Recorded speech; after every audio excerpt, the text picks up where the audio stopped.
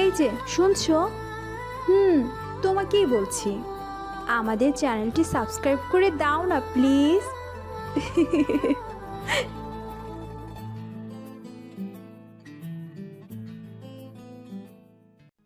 College বাদ দিয়ে দোকানে বসে আড্ডা দিচ্ছিলাম আর সিগারেট খাচ্ছিলাম। বন্ধুরা সবাই আছি, তখনই একজন বলল, ওই দেখ, সিয়ামের বোন আসছে, পালা ভাই পালা। এই কথা শুনে আমি কোনো দিকে না তাকিয়ে দিলাম দৌড়।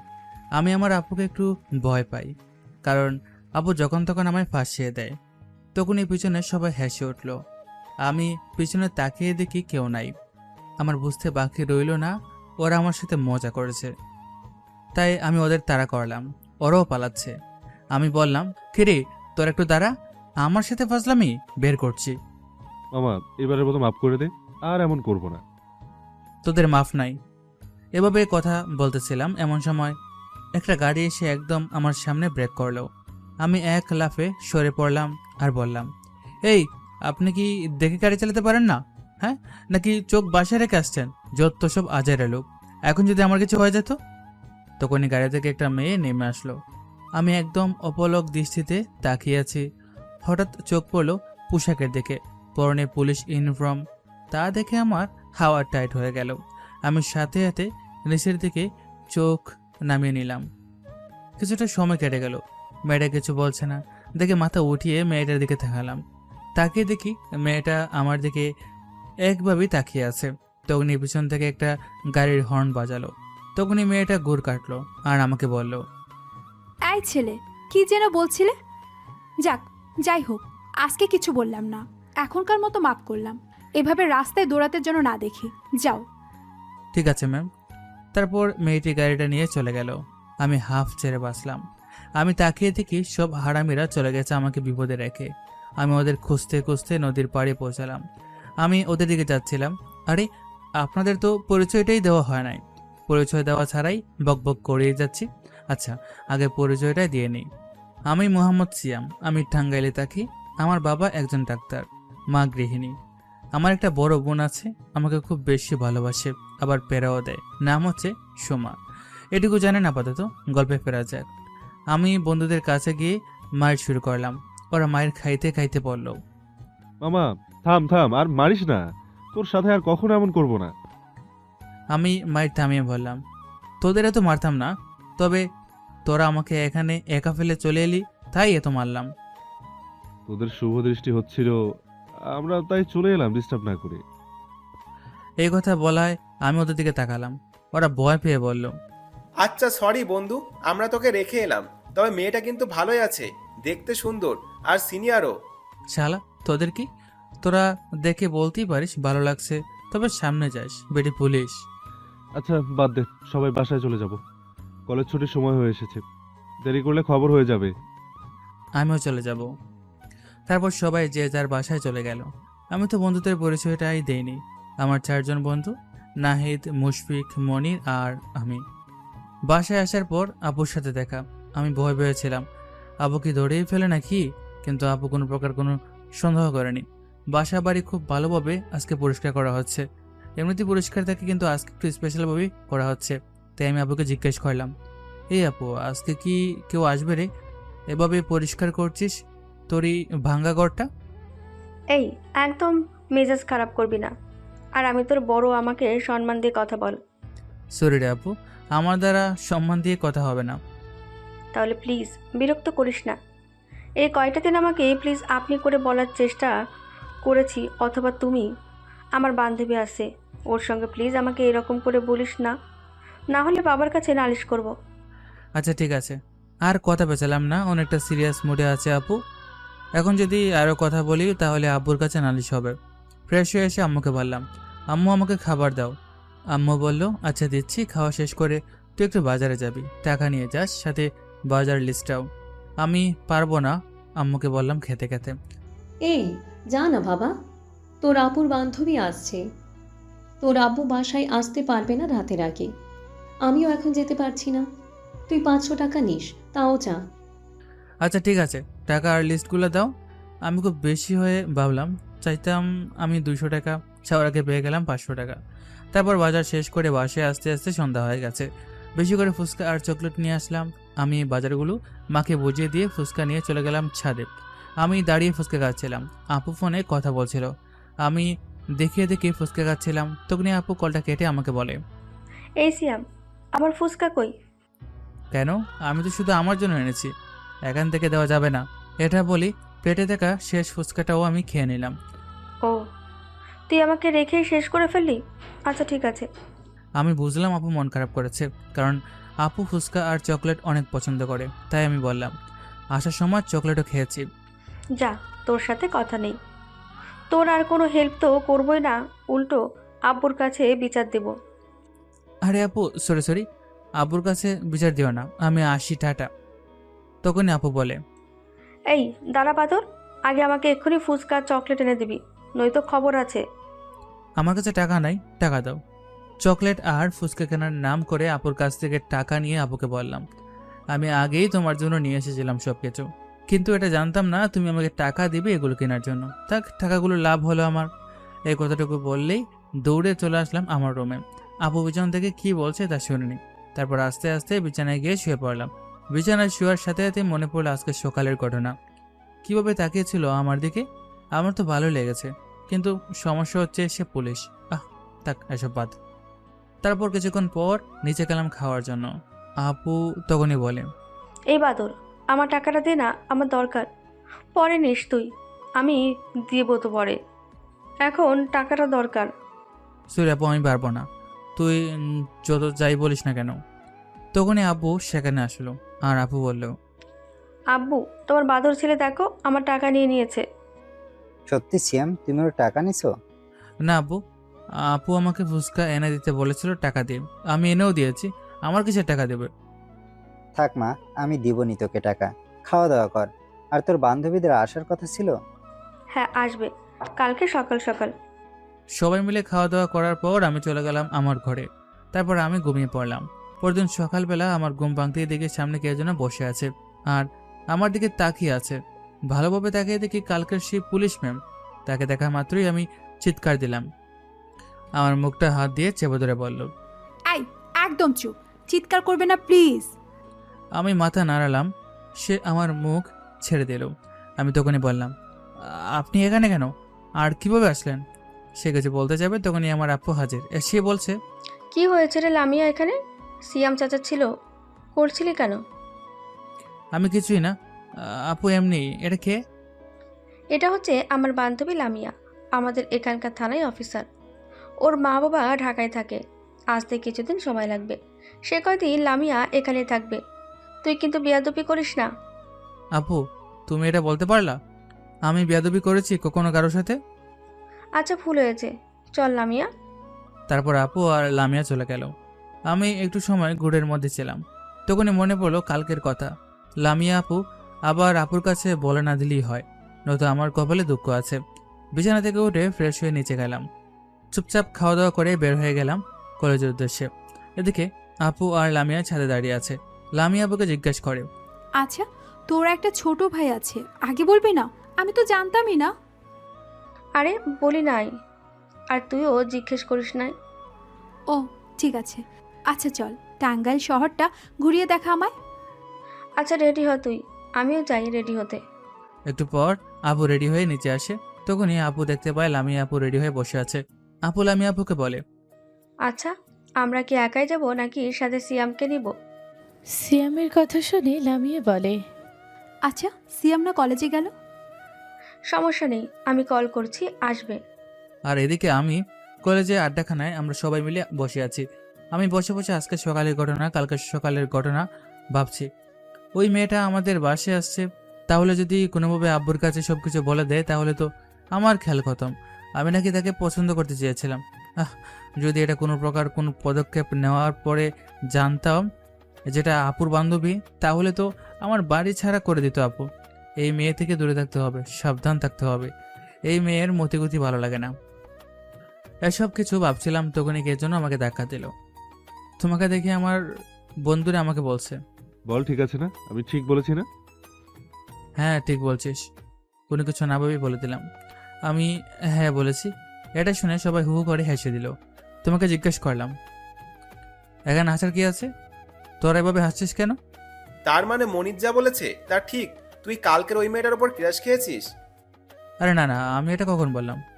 আমরা বললাম, তুই হ্যাঁ বললি। তোদের কথা আমি শুনি নাই। সারাক্ষণ কেন চিন্তায় ওই মেয়েটা থাকলে আমাদের কথা শুনবি কেমনে? আমি কিছু বলতে যাব তার আগে আমার ফোনে আপুর কল আসে। আমি কলটা রিসিভ করে বললাম, হ্যাঁ আপু বলো। যেখানেই থাকো বাসায় চলে আয় তাড়াতাড়ি, এক জায়গায় যাব তোকে নিয়ে। সরি আপু, আমি এখন যেতে পারবো না, আমি কলেজে আছি। আচ্ছা, তাহলে আমি আব্বুর কাছে বলে দিব তুই কালকে অ্যাক্সিডেন্ট হতে নিয়েছিলি আমারই বান্ধবীর গাড়ির সাথে, আর একটু বানিয়ে বান্ধবীর সাথে খারাপ ব্যবহার করেছিস, যেটুকু বলবো আব্বুকে। আরে আপু ভয় দেখাও কেন? আমি আসছি, এক্ষুনি আসছি। আমি মজা করলাম তোমার সাথে। এটাও বলে দিছে আপুর কাছে। এই যতদিন বাসায় থাকবে আমার অবস্থা টাইট হবে। এমনি একজনের জ্বালায় বাঁচে না। বন্ধুরা তখন বলল, কি রে, কি বললো আপু? আমাকে যেতে বললো। কোথায় যেন যাবে। যা তাহলে, বিকেলে দেখা করিস। তারপর আমি চলে এলাম আপুর কাছে। এসে দেখি আপুর সাথে লামিও আছে। লামিয়াকে এত সুন্দর লাগছে, চোখে দেখতে পাচ্ছি না, এক ধ্যানে তাকিয়ে আছি। পরীক্ষণে মনে পড়লো পাশে আপু আছে। আমি তাড়াতাড়ি বললাম, তাহলে তোমরা কোথায় যাবে? আপাতত সব জায়গায় যাব, ঘুরতে যাব, তুই আমাদের সাথে যাবি। তুমি ভয় পাচ্ছ একা করতে? পাশে পুলিশ, তাও যদি ভয় পাও। এখন মেজাজ খারাপ করিস না, চল তো। আচ্ছা চলো, আমাকে খালি সারাক্ষণ বকো তুমি। তারপর আপু আর লামিয়াকে নিয়ে পার্কে চলে আসলাম। সবাই মিলিয়ে ঘুরছি, পরিবেশটা উপভোগ করছি। আমি একটা জিনিস খেয়াল করলাম, লামিয়া আপু বারে বারে আমার দিকে তাকিয়ে থাকে। আমি খুব অস্বস্তি বোধ করলাম। তখনই আপু বলল, চল কোথাও গিয়ে বসি। আচ্ছা চল। তারপর আমরা একটা রেস্টুরেন্টে গিয়ে বসলাম। আমরা কিছু খাবার অর্ডার করলাম। তখনই আপু বলল, এই তোরা থাক, আমি একটু আসছি। আপু চলে যাওয়ার পর লামিয়া আপু আর আমি চুপচাপ বসেছিলাম। তখনই লামিয়া আপু আগে জিজ্ঞেস করলো, এই, তুমি তোমার আপুকে এত ভয় পাও কেন? এমন প্রশ্ন শুনে কি বলবো বুঝতে পারছিলাম না। এমনিতেই কালকের কথা আপুকে বলে দিছে, এখন আমার কি হবে সেটাই ভাবছি। তারপর এই প্রশ্ন, আমার খুব রাগ হচ্ছে। তাও বললাম, দেখুন আমি ওসব বলতে পারবো না। কেন? ও আচ্ছা, বুঝেছি। আমি তোমার আপুর কাছে কালকে সবটা বলে দিয়েছি, সেই জন্য ভয় আছো। না তেমনটা না, বাদ দিন। আমি তাড়াতাড়ি বাসায় যেতে পারলেই বাঁচি। এজন্য আপুর সাথে কোথাও আসার ইচ্ছা হয় না। তোমার গার্লফ্রেন্ড আছে? কি? অবাকে সিনিয়র হয়ে আমাকে জিজ্ঞেস করছে আমার গার্লফ্রেন্ড আছে কিনা। বাংলা বুঝছো না? প্রেমিকা আছে তোমার, গার্লফ্রেন্ড? আমি বাংলা বুঝি, কিন্তু আমার কোনো গার্লফ্রেন্ড নেই, আর প্রেম করার কোনো ইচ্ছা নাই। আসলে প্রেম করার ইচ্ছা আছে, কিন্তু আপুর জন্য পারি না। কখন আব্বুর কাছে বলে দেয়। না থাকলেই ভালো। আর যদি কখনো কোনো মেয়ের দিকে তাকাও তাহলে সোজা জেলে ভরে দেব। আমি কিছু বলতে যাব, তার আগে আপু আসলো। সাথে সাথে খাবার চলে আসলো। সবাই মিলে খাওয়া দাওয়া করলাম। তারপর 2টা রিক্সা নিয়ে বাসায় চলে আসলাম। এখন কিছুক্ষণ পড়ালেখা করে এরপর খাওয়া দাওয়া করে ঘুমিয়ে পড়লাম। পরদিন সকালে আমি উঠে ফ্রেশ হয়ে নিচে গেলাম। গিয়ে দেখি লামিয়া রান্না করছে। আমি আপুকে ডেকে বললাম, আপু তুই এটা কি করছিস? মেহমানকে দিয়ে রান্না করাচ্ছিস? কে বলল তোকে মেহমান? আর ও নিজেই রান্না করতে চাইলো, তাই করছে। আমি আর কিছু বললাম না, চুপচাপ খাওয়া দাওয়া করে কলেজে চলে গেলাম। এভাবে কেটে গেল আরও 15টা দিন। এই 15টা দিনের লামিয়া আপুর সাথে আমাদের বাড়ির সবার ভালো একটা সম্পর্ক হয়ে গেছে। আর মাত্র 2-3 দিন পর তার মা বাবা চলে আসবে, তখন সে চলে যাবে।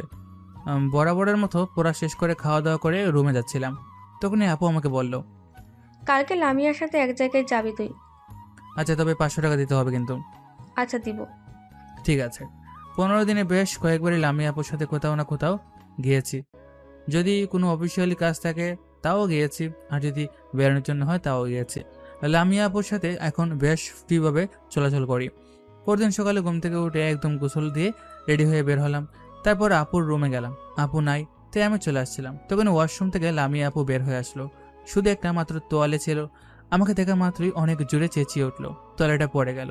তা দেখে আমিও চেঁচিয়ে উঠলাম। তারপর নিজেকে সামনে নিয়ে দিলাম এক দৌড়। ভয়ে আমার গলা শুকিয়ে গেছে। না জানি আপু আমাকে কি বলে। আমি চুপচাপ আমার ঘরে এসে বসে রইলাম। একটু পর আপু আর লামিয়া আপু আমার রুমে হাজির। আপু বলল, তুই এখনো রেডি হসনি? কি সমস্যা তোর? ইয়ে মানে হ্যাঁ হচ্ছি, রেডি হচ্ছে, সমস্যা নেই। তার মানে লামিয়া আপু কিছু বলে নাই? তারপর আপু চলে গেল। আমি আপু দাঁড়িয়ে আছে। আপু চলে যাওয়ার পর লামিয়া বলে, আই বাদর ছেলে, কারো রুমে গেলে যে নক করে যেতে হয় সেটা তুমি জানো না? আর কোনো কিছু দেখো নাই তো? সরি, আসলে আমি ওভাবে যেতে চাইনি, আর কিছুই দেখিনি। আচ্ছা, তাহলে রেডি হয়ে নিচে আসো, আমি নিচে বসছি। তবে কোমরের এখানে একটা তিল ছিল। বলার সাথে সাথে লামিয়া আমাকে ধাওয়া করলো। আমি বাথরুমে ঢুকে দরজা বন্ধ করে দিলাম। এদিকে লামিয়া আমাকে ধাওয়া করার পর চলে গেল নিচে। নিচে যাওয়ার সময় আপুর সাথে দেখা। আপু লামিয়াকে জিজ্ঞেস করলো, কি রে, তোরা এত কি নিয়ে কথা বলছিলি? আমি কিছু হলেও শুনতে পেয়েছি। এখন যদি সবটা খুলে না বলিস তাহলে খারাপ হবে, বলে দিলাম। তেমন কিছু না, এমনিই কথা বলছিলাম। তখন লামিয়া আপুর হাত ধরে আপুকে সাথে নিয়ে গেল। তারপর বলা শুরু করলো, দেখ লামিয়া, আমি একদম অবুঝ নই। আমি বুঝতে পারি কি চলে তোদের মাঝে। তবে শোন, আমার ভাই তোকে কখনো ওই নজরে দেখেনি, তোকে বড় বোন মনে করে। আশা করি তুই এরকমটাই মনে করবি। আর তাছাড়া আমার ভাই তোকে কখনো মেনে নেবে না, তুই ওর অনেকটা সিনিয়র। কিন্তু আমি তোর ভাইকে পছন্দ করি, এটা কে বললো? আগে বললাম আমি অতটা অবুঝ না। তুই আগে যেরকম ছিলি, কোনো ছেলেকে কাছে ঘেঁষতে দিতি না, সবসময় ছেলেদের থেকে কঠোর অবস্থানে থাকতি। কিন্তু শুধু আমার ভাইয়ের সামনে তুই সবসময় একদম মিষ্টি একটা মেয়ের সাথে থাকিস। কিছু বুঝি আমি। ও, তাহলে ধরে ফেলেছিস। প্লিজ, তুই আমার একমাত্র বান্ধবী, তোর কাছে বলছি। তোর ভাইকে আমি অনেক আগে থেকে পছন্দ করি। তুই যখন ওকে নিয়ে আমার বার্থডে পার্টিতে গিয়েছিলি 4 বছর আগে, তখন থেকে ওকে পছন্দ করি। দেখ, এটা কিভাবে সম্ভব হয়? আর তুই যখনকার কথা বলছিস তখন তো ও মাত্র ক্লাস 9-এ পড়ে। বান্ধবী, পাগলামি করিস না। আমার বাবা মা হয়তো মেনে নিলেও আমার ভাই এমনটা কখনো করবে না। তোর ভাইয়ের ব্যাপারটা আমার উপর ছেড়ে দে, তারপর আমি দেখছি কি করা যায়। আঙ্কেল আন্টি রাজি থাকলে হবে। তুই এতটা স্বার্থপর হয়ে গেলে নিজের বান্ধবীর কাছে নিজের ভাইকে তুলে দিবি, তাও পারিস না। তোর ভাইকে কি আমি অযত্নে রাখবো বল? দেখ, এসব ফালতু কথা বন্ধ কর। তোর ইমোশনাল কথা শুনে আমার অনেক হাসি পাচ্ছে। আচ্ছা যা, আমার ভাইকে রাজি করাতে পারলে তোর। ওকে, বলছি ঠিক আছে, তবে আমার ভাই যদি কখনো কষ্ট পায় তাহলে তোর খবর আছে। তোর ভাই সবচেয়ে বেশি তোকে ভয় পায়। তুই ওর সাথে কখনো রুট ব্যবহার করতে পারবি না, কথা দে। আচ্ছা। তারপর আপুরা ছাদ থেকে নেমে চলে আসলো। একটু পর লামিয়া আর আমি চলে গেলাম একটা অনুষ্ঠানে। আমি জিজ্ঞেস করলাম, আমরা এখানে আসলাম কেন? প্রথমত, আমাকে আপু ডাকা বন্ধ করো। আমরা এখানে একজনের বার্থডে পার্টিতে এসেছি। তোমার আপু আসতো, তবে কি মনে করে আসলো না কে জানে। তোমাকে আপু ডাকা বন্ধ করতে পারবো না। আচ্ছা প্লিজ, এখনকার মতো আমাকে তুমি করেই বলো। আমাকে কারণ বলতে হবে, তারপর বলবো। আমারও কেমন যেন শুধু তুমি করে ডাকাতেই ভালো লাগছে। লামিয়া কিছু বলতে যাবে তখনই একদল মেয়ে আসলো। এসে আমাকে বলল, আসসালামু আলাইকুম দুলা ভাই, কেমন আছেন? আমাকে বলছেন? হুম। ওয়ালাইকুম আসসালাম। তবে আপনারা হয়তো কারোর সাথে আমাকে গলিয়ে ফেলছেন, তাই না লামিয়া? তখনই লামিয়া সবাইকে নিয়ে সেখান থেকে চলে আসে সাইডে। ওদের কি যেন বলে। একটু পর লামিয়া আসে আমার কাছে, আমাকে নিয়ে ভিতরে চলে আসে। এখানে অনেক মেয়ে মানুষ, তাই আমি লামিয়াকে বললাম, দেখো লামিয়া, আমি ভিতরে যেতে পারবো না। আমি মেয়েদের সাথে এমনিতেই দেখি। এমনি থাকা দরকার। আরে কিছু হবে না, চলো তো। আমি আর লামিয়া আপু চলে গেলাম সেখানে। একটু পর কেক কাটা হবে। তখনই কিছু ছেলে চলে আসে সেখানে। ওরা সবাই খুব আনন্দ করছে। আমি একটা জিনিস দেখে অবাক হলাম। লামিয়া আপু আরেকটা ছেলের হাত ধরে হেসে হেসে কথা বলছে। আমার জানা মতে লামিয়া কখনো কোনো ছেলের সাথে হেসে কথা বলা তো দূরের থাক, কখনো কথাই বলে না। তেমনি একটা লামিয়াকে এইভাবে অন্য ছেলের সাথে কথা বলতে দেখে আমার কেমন জানি খারাপ লাগছিল। লামিয়া আপুকে আমি পছন্দ করতে শুরু করেছি। না না, কী সব বাজে চিন্তা করছি। লামিয়া আপু হচ্ছে আমার আপুর বান্ধবী, আমি কিভাবে ওনার উপর নজর দেই? আচ্ছা, ওই ছেলেটা তাহলে কে? হয়তো লামিয়া আপুর বয়ফ্রেন্ড বা বন্ধু। তারপর আমি একাকিত্ব কাটাতে একটা সাইটে এসে বসে বসে ফোন টিপছিলাম। এমন সময় একটা মেয়ে আসলো, এসে আমাকে বলছে, আচ্ছা, আপনাকে তো চিনলাম না। আমার নাম সিয়াম, আমি লামিয়া আপুর সাথে এসেছি। ও, আমি জুই। আমি আমার আপুর সাথে এসেছি। আপনার নাম্বার পাওয়া যাবে? মনে মনে ভাবছি নাম্বার দিব কি দিব না, কতকাল আর সিঙ্গেল থাকা যায়, তাই নাম্বারটা দিয়ে দিলাম। ওইদিকে তাকিয়ে দিকে লামিয়া আপু আমার দিকে কেমন যেন রাগে দৃষ্টিতে তাকিয়ে আছে। তাই আমি সেখান থেকে উঠে আসলাম। একটু পর কেক কাটা হলো। এই মেয়েটা হাতে করে কেক নিয়ে আসে, আমাকে খাইয়ে দিল, আমিও খাইলাম। এটা থেকে লামিয়া আপু খুব রেগে গেল। এরপর আমার হাত ধরে টানতে টানতে সেখান থেকে নিয়ে চলে আসলো। একটা গাড়িতে করে চলে আসলাম সোজা বাসায়।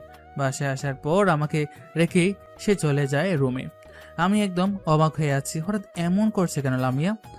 আমি রুমে চলে গেলাম, ফ্রেশ হয়ে বিছানায় বসে আছি, এমন সময় আপু আসলো আর বলল, সিয়াম, লামিয়ার কি হয়েছে? ওইভাবে কান্না করছে কেন? নাকি তুই কিছু বলেছিস? না আপু, তুমি ভুল ভাবছো, আমি কিছুই বলি নাই। আর জানি না কে কেন করছে কান্না। আচ্ছা, ওইখানে গিয়ে কি কি হয়েছে বলতো?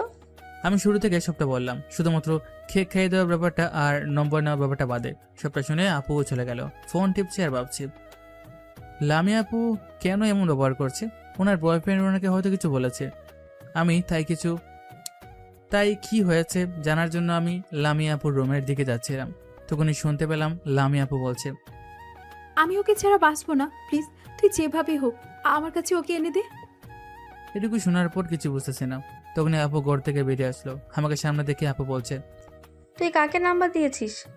না কাউকে তো দেয়নি।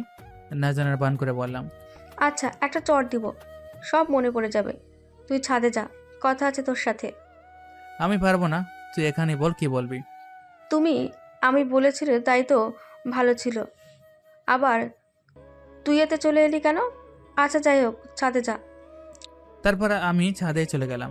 একটু পর লামিয়া আপু আসলো পেছন থেকে, আমার কাছে এসে বলল, আচ্ছা সিয়াম, তুমি কি একটুও বুঝছো না আমি কেন তোমার সাথে এমনটা করি, তোমার কেয়ার করি? হ্যাঁ, বড় বোনের বান্ধবী হিসেবে করেন। ও, আমি তোমাকে কিছু বলতে চাই। আমি তোমাকে ভালোবাসি সিয়াম। তুমি যখন সেই ক্লাস 9-এ ছিলে তখন তোমার আপুর সাথে আমার জন্মদিনে গিয়েছিলে। সেই দিন থেকে তোমাকে আমার খুব ভালো লাগে এবং ভালোবাসি। এই কয়েকদিনে তোমাকে অনেক বোঝানোর চেষ্টা করেছি, কিন্তু তুমি বোঝোনি। শেষ পর্যন্ত অন্য ছেলের সাথে কথা বলেছি তোমাকে দেখিয়ে দেখিয়ে, কারণ তোমার মুখ থেকে ভালোবাসি কথাটা শুনতে চেয়েছিলাম, তাও তুমি বলতে পারোনি। তাই এখন আমি নিজ থেকে তোমাকে বললাম আমি তোমাকে ভালোবাসি। প্লিজ আমাকে তোমাকে ভালোবাসার সুযোগ দাও, তোমার সাথে সারা জীবন কাটানোর সুযোগ দাও। আমি সবকিছু শুনে কেমন একটা গুড়ের মধ্যে ছিলাম। তারপর নিজেকে স্বাভাবিক করে বললাম, দেখুন লামিয়া আপু, আমি আপনাকে বড় আপুর নজরে দেখি। আশা করি আপনি সেই সম্মানটুকু নষ্ট করবেন না। আমি আপনাকে কখনই ভালোবাসতে পারবো না। প্লিজ আপনি সবকিছু ভুলে যান। আমি তোমাদের বাসায় আছি আর মাত্র 2 দিন। তোমাকে এখন আমি বলতে বলছি না আমাকে ভালোবাসতে হবে। তুমি এই 2 দিন ভেবে আমাকে জানাও। তবে তোমার উত্তরটা যদি না হয় তাহলে হয়তো আমাকে আর কখনো দেখতে পারবে না। এ বলে লামিয়া চলে গেল সেখান থেকে। আমি সেখানে ঠায় দাঁড়িয়ে আছি। একটু পর আপু সেখানে আসলো আর বলল, সিয়াম, তোকে একটা কথা বলতে চাই।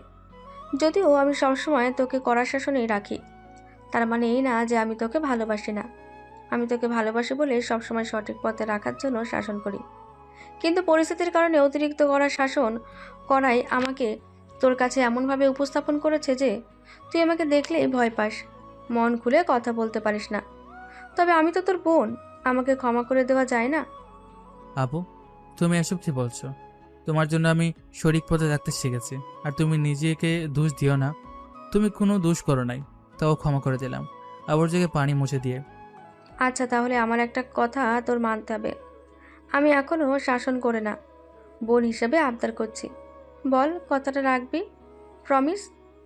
আচ্ছা বলো আপু, কি কথা? আমি মানবো, প্রমিস। তুই লামিয়াকে মেনে নে, এটাই আমার চাওয়া তোর কাছে। আপুকে আমি কথা দেই যে আপু যা বলবে তাই আমি শুনবো। তারপর আপু আমাকে বলে, তুই লামিয়াকে মেনে নে, এটাই আমার চাওয়া।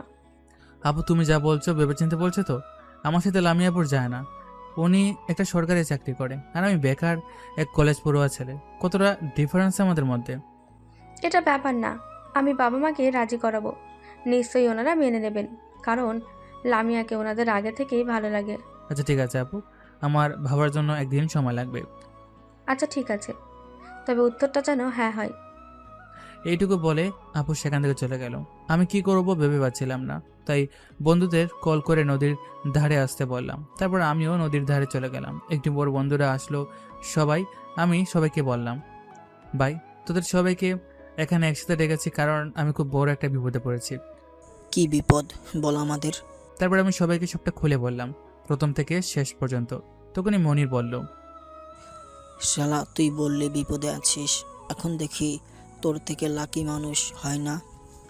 হ্যাঁ ঠিক বলেছিস মনির, আমাদের মনে হয় তোর মেনে নেওয়া দরকার লামিয়া আপুকে, আর বাকিটা তোর ইচ্ছা।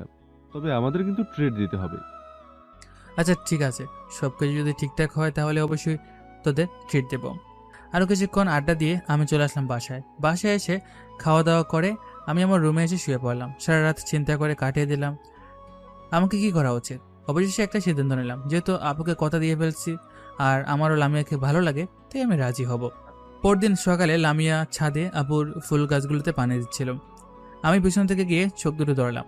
তখন লামিয়া বলল, আহা সিয়াম, ছাড়ো তো, এখন কাজ করছি, কিছু বলবে? তুমি বুঝলে কিভাবে যে আমি সিয়াম? আর হ্যাঁ, তোমার জন্য সারপ্রাইজ আছে। আমি আমার ভালোবাসার মানুষের স্পর্শ চিনব না? আর কই আমার সারপ্রাইজ, কই? হুম। তাহলে আমি আপুর গোলাপ গাছ থেকে একটা গোলাপ ফুল নিয়ে লামিয়ার সামনে হাঁটু করে বসে প্রপোজ করলাম। তুমি বলেছিলে আমায়, আমি তোমাকে আমার সাথে চন্দ্রবিলাস করতে দিব কিনা, আমার বাবুর আম্মু হওয়ার অধিকার দিব কিনা। তাহলে শুনে রাখো, আমি তোমার সকল শর্তে রাজি। আমি দেব তোমাকে আমার সাথে চন্দ্রবিলাস করার সুযোগ, আমার বাবুর আম্মু হওয়ার সুযোগ, আমার সাথে সারাটা জীবন পার করার সুযোগ। I love you Lamia. অশ্রুবাজা চোখে লামিয়া ফুলগুলো নিয়ে আমাকে বলল, I love you too Siam. আজকে আমি অনেক খুশি, আজকে আমার প্রিয় মানুষটাকে পেয়ে গেলাম। তখনই আপু এসে পেছন থেকে বলল, আসতে পারি? আমরা দুজনেই চমকে একে অপরকে ছেড়ে দিয়ে বললাম, আয় বান্ধবী। আমার খুব লজ্জা লাগছিল, তাই আমি কোনো কিছু না বলে চলে আসলাম সেখান থেকে। আসার সময় পেছন থেকে হাসাহাসি শব্দ পেলাম। বুঝতে পেলাম আপু আর লামিয়া হাসছে। আমি কোনো মতে নাস্তা করে কলেজ শেষে চলে আসলাম। সেদিন সারাদিন আর বাসায় যাই নাই। রাতে বাসায় যাওয়ার পর আম্মু বলছে, সিয়াম, সারাদিন বাসায় আসলি না কেন? কি হয়েছে তোর? কিছু না, এমনিতেই একটু ঘুরতে গেছিলাম বন্ধুদের সাথে। মা কি জেনে গেল নাকি সব? আপু, না বলছি, পরে বলবো। আচ্ছা, ফ্রেশ হয়ে আয়, তোর জন্য কেউ একজন সারা দিন না খেয়ে বসে আছে। কে সে? আগে ফ্রেশ হয়ে আয়, তারপর বলছি। রুমে গিয়ে ফ্রেশ হয়ে নিচে আসলাম। তারপর ডাইনিং টেবিলে গিয়ে দেখলাম লামিয়া বসে আছে খাবার টেবিলে। তখনই মা আসলো। আচ্ছা সিয়াম, আগে না আমাকে সব কিছু শেয়ার করতি, এখন তো কিছুই শেয়ার করিস না, কিছুই বলিস না। এত বড় একটা ঘটনা আমার থেকে লুকালি? আম্মু, বলতাম আমি আজকে সকালের ঘটনাটা বাসায় এসে বলতাম। আচ্ছা, এখন দুজনে খেতে বস। তোর আব্বু আসলে তোর আব্বুকে বুঝিয়ে বলবো সব কিছু, তোরা টেনশন করিস না। আচ্ছা ঠিক আছে। এবার দুজনে মিলে খাওয়া দাওয়া করলাম। কিন্তু আশ্চর্যের বিষয়, লামিয়া আমার সাথে কথা বলছে না। তাই আমি লামিয়ার পিছন পিছন রুমে গেলাম। জানো কি হয়েছে তোমার? তুমি না বললে জানবো কেমনে কি হয়েছে? বলো নাই জান। একদম জান বলবে না, আমি কেউই না তোমার। যদি কিছু হতাম তোমার, তাহলে অন্তত সারাদিন একবার খোঁজ নিতে। ও, আর এমন ভুল করবো না। ক্রিকেট খেলতে গেছিলাম তো, তাই কিছু মনে করো না। তোমার জন্য একটা উপহার এনেছি। পকেট থেকে একটা গোলাপ আর একটা রিং বের করলাম। সবগুলো লামিয়ার হাতে দিয়ে বললাম, এগুলো তোমার জন্য। লামিয়া সবগুলো হাতে নিয়ে বলল, ও, এগুলো আমার? রিংটা তো দেখছি খুব সুন্দর এবং দামি। এত টাকা কোথায় পেলে? হুম। আমার কাছে ছিল, আর আজকে ক্রিকেট খেললাম বাজি 3000 টাকার। ওইখান থেকে আমি একাই নিয়েছি 2000। ব্যাস, সবকিছু হয়ে গেছে। ও আমার জন্য এত কিছু করতে গেল কেন? আর তোমার জন্য গিফট আছে আমার কাছে। তুমি আমার প্রথম আর শেষ ভালোবাসা। তোমার জন্য করবো না তো কার জন্য করব? আচ্ছা, আমার গিফট দাও। আমি এটা বলার সাথে সাথে লামি আমাকে জড়িয়ে ধরে আমার ঠোঁট নিজের দখলে নিয়ে নেয়। 10 মিনিট পর ছেড়ে দিয়ে বলে, এটা তোমার গিফট। একটা যে হবে না, আমার আরো লাগবে। না, আর না, আজকে এখনই চলে যাও। তারপর আমি চলে আসলাম মন খারাপ করে। তখন লামিয়া আমার হাত টান দিয়ে ধরে বলে, পিচ্ছি দেখি মন খারাপ করে চলে যাচ্ছে। আসো, আমি বলেছি দেখে তুমি নিবা না। আহারে, আসো, আরেকটা দে। হুম। তারপর আবার শুরু করলাম মিষ্টি খাওয়া। একটু পর আমাকে লামিয়া ছেড়ে দিয়ে বলল, আচ্ছা, এখন রুমে যাও, তোমার সাথে ফোনে মেসেজে কথা বলি। আচ্ছা। এই বলে আমি আমার রুমে চলে গেলাম। পরদিন লামিয়ার বাবা মা আসে। ওনারা লামিয়াকে নিয়েছেন। অবশ্যই যেতে চাইছিল না। আমি বলেছি প্রত্যেকদিন দেখা হবে, কথা হবে। তারপরে লামিয়া চলে যায়। এরপর লামিয়ার সাথে যত দিন যাচ্ছে সম্পর্ক গভীর হচ্ছে আমাদের। আস্তে আস্তে লামিয়ার ডিউটিতে জয়েন করার ডেট চলে আসলো। লামিয়ার ডিউটিতে জয়েন করার আগের দিন আমাকে সকাল সকাল পার্কে দেখা করতে বলছে। তাই আমি সকাল সকাল পার্কে পৌঁছে গেলাম। একটু পর লামিয়া এসে আমাকে জড়িয়ে ধরে। আমি বলি, কি হয়েছে লামিয়া, তুমি এমন করছো কেন? আমার কিচ্ছু হয়নি, তবে কালকে থেকে ডিউটিতে জয়েন করব। এভাবে আবার কবে জড়িয়ে ধরতে পারবো ঠিক নাই। সমস্যা নেই, আমি রোজ রাতে তোমাদের বাসায় লুকিয়ে লুকিয়ে দেখতে যাব তোমাকে। আচ্ছা চলো তাহলে, আমরা দুজন আজকে সারাদিন ঘুরবো। হুম। পারলে আমি ওই দিন সারাদিন করলাম। পরদিন লামিয়ার চাকরিতে জয়েন হলো। ভালোই চলছিল আমাদের দিন। এভাবে দেখতে দেখতে 6টা মাস কেটে গেল। 6 মাস আমাদের সম্পর্কে অনেকটা মজবুত হয়ে গেছে। কেউ কাউকে ছাড়া কিছুই বুঝি না। দেখতে দেখতে আমার পরীক্ষা চলে আসলো। বোর্ড পরীক্ষা থাকায় লামিয়া আমাকে একটা রেস্টুরেন্টে ডাকলো। সাথে দেখা করলাম। লামিয়া বলল, তোমার পরীক্ষা শুরু হবে, তোমার সাথে হয়তো বেশি কথা বলা হবে না, আমার খুব খারাপ লাগবে। লামিয়া মন খারাপ দেখে আমি বললাম, পাগলি, মন খারাপ করছে কেন? আমি তোমার সাথে কথা বলবো যখন সময় পাই তখনই। আর তাছাড়া একটা মাসের ব্যাপারই তো, দেখতে দেখতে কেটে যাবে। হুম। আচ্ছা এদিকে আসো, তোমাকে একটা জিনিস দেবো। লামিয়া আমার দিকে আসতেই আমি 4 টুট এক করে দিলাম। তবে কর্নারের দিকে ভিআইপি সিট থাকায় আমাদের কেউ দেখলো না। 2 মিনিট পর ছেড়ে দিলাম। তারপর অনেকক্ষণ কথা বলছি দুজনে। তারপর দুজনে বেরিয়ে পড়লাম, যে যার বাসা চলে গেলাম। কিছুদিন পর থেকে আমাদের পরীক্ষা শুরু হলো। প্রথম কয়েকদিন লামিয়ার খোঁজ নিল, তারপর থেকে খোঁজ নেওয়া বন্ধ করে দিল। আমি ফোন দিলে লাইনে পেতাম না। আমি ভাবলাম আমার পরীক্ষা, তাই আমার সাথে এখন কথা বলতে চাচ্ছে না, যেন আমার পরীক্ষার উপরে কোনো প্রভাব না পড়ে। আমিও ঠিকমতো পরীক্ষা নিচ্ছিলাম, তবে লামিয়ার সাথে কথা বলার জন্য মনটা ছটফট করত। দেখতে দেখতে আমাদের পরীক্ষা প্রায় শেষ। আমি ঠিক করলাম এখন তো শুধুমাত্র প্র্যাকটিক্যাল পরীক্ষা বাদ আছে। আমি কালকে যাব লামিয়াদের বাসায় দেখা করতে। এটা ভেবে আমি ঘুমিয়ে পড়লাম। পরদিন সকালে আমি সুন্দর করে রেডি হয়ে লামিয়ার সাথে দেখা করার জন্য বেরিয়ে পড়লাম। পার্কে পাশ দিয়ে যাচ্ছিলাম, তখনই লামিয়ার মতো কাউকে পার্কের ভিতরে দেখলাম। প্রথমে মনে করছিলাম অন্য কেউ, পরে ভাবলাম না, একটু দেখে যাই। আস্তে আস্তে আমি ওদের পাশে যেতে থাকলাম। ভালোভাবে বুঝতে পারলাম এটা লামিয়া, কিন্তু পাশের ছেলেটাকে না, আগে জানতে হবে ছেলেটাকে। তাই কাছে যেতে থাকলাম।